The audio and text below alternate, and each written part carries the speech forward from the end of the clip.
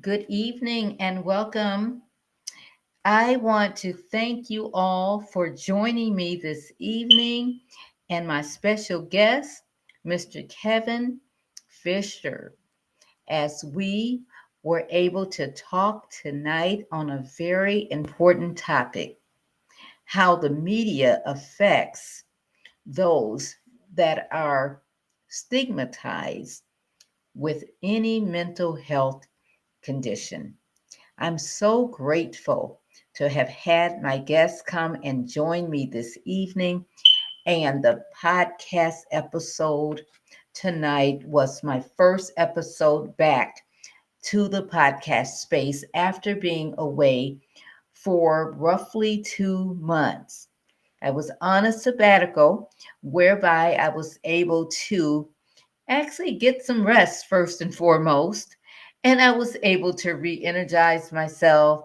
I was able to seek the face of the Lord in terms of the next steps that He'd have for me for the podcast, as well as for my ministry and for my life. And so for that, I'm so grateful. Once again, I am grateful to have had Mr. Kevin Fisher, the executive director of NOMNI of Michigan. NOMNI stands for the National Alliance on Mental Illness, and he is a friend of myself and my late husband, along with his wife.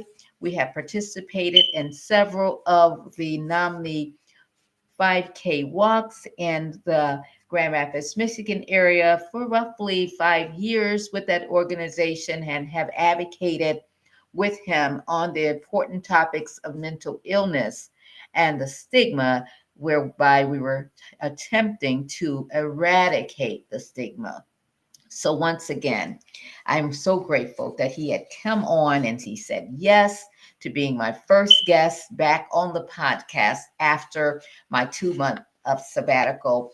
And as we talked about that topic of how the media impacts mental health with the representation that it has, we talked about how the media has actually had some positive impact on how it reports mental health amongst people. It has positively actually reported mental illness and actually has been able to help to eradicate some of the stigma, whereby for that we are grateful. But we also know that there's oftentimes a mental health stigma that's promoted by the media as well.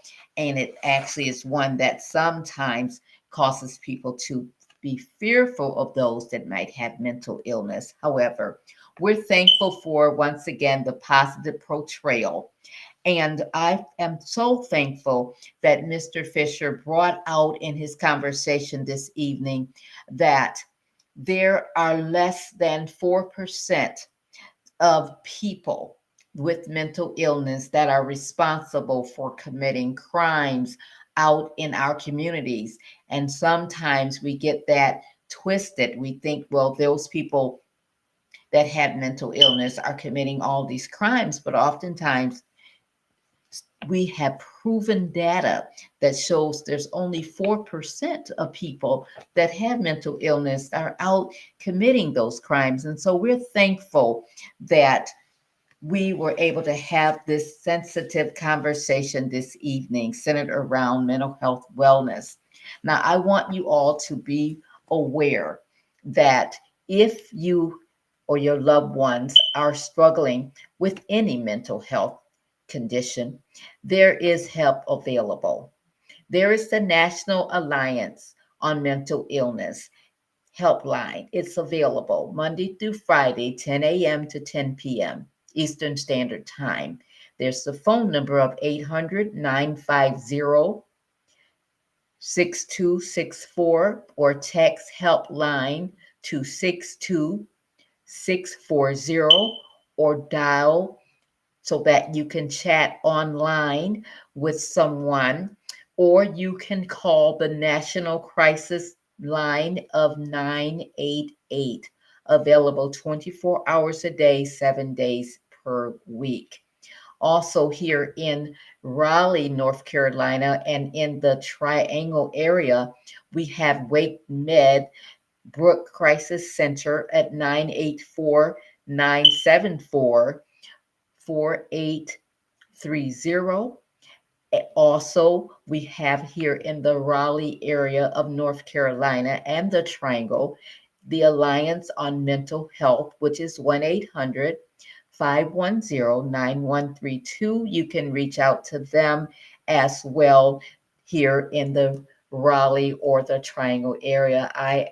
I know that in your local area all over the United States, there are mental health crisis centers available for you as well to reach out to. I know when I lived in Kalamazoo, Michigan, there's community mental health in Kalamazoo, Michigan that is available for you. And throughout the United States, there are mental health agencies that are available.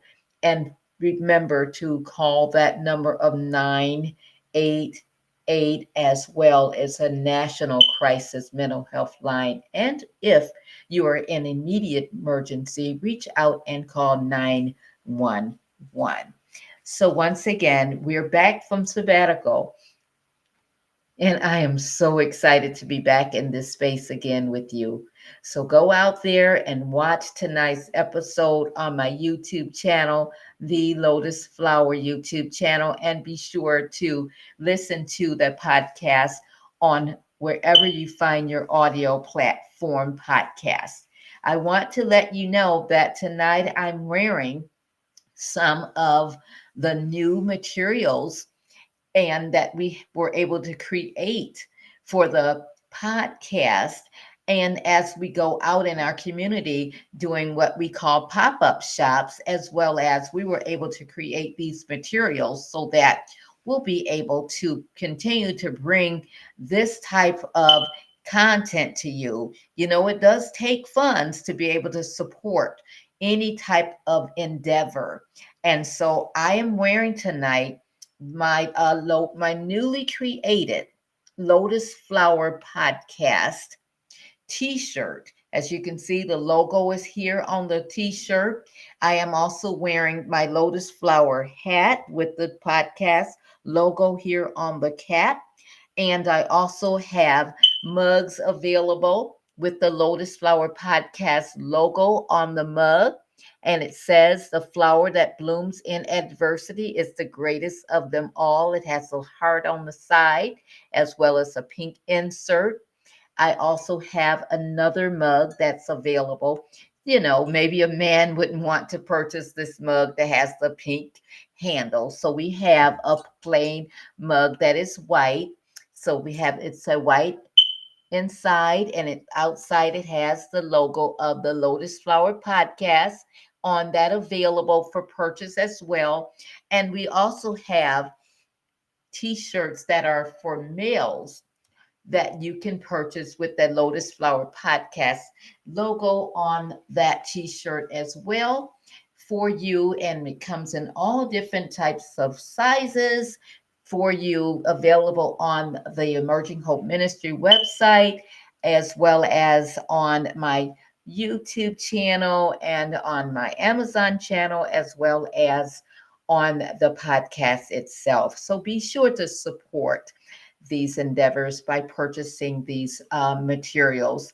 And then I am so grateful that my social media developer that works with me to develop my products in terms of my photos. I was able to have a new photo shoot created for the social media sites, and especially for the podcast re-airing. And so we had a whole new social media vamping where we were able to go and have a whole new photo shoot done a few weeks ago. And we're so grateful that those photos came out so nicely, and we'll be using those throughout this next fourth season. We're also very grateful that our podcast developer that helps to develop the videos for the site was able to create new entrance videos and a new exit video, as well as a video that shows the impact that Emerging Hope has had when promoting the podcast. And so I'm going to take a moment and I'm going to show you the video that is the entrance video, and then I'll show you the other two videos before we close out the podcast this evening. Thank you so much. And once again, be sure to go out there and watch tonight's episode if you weren't able to watch it as it aired live. So watch it in the replay as well. So here is the new videos that I am so excited and grateful to be able to show you. This is the entrance video for the podcast.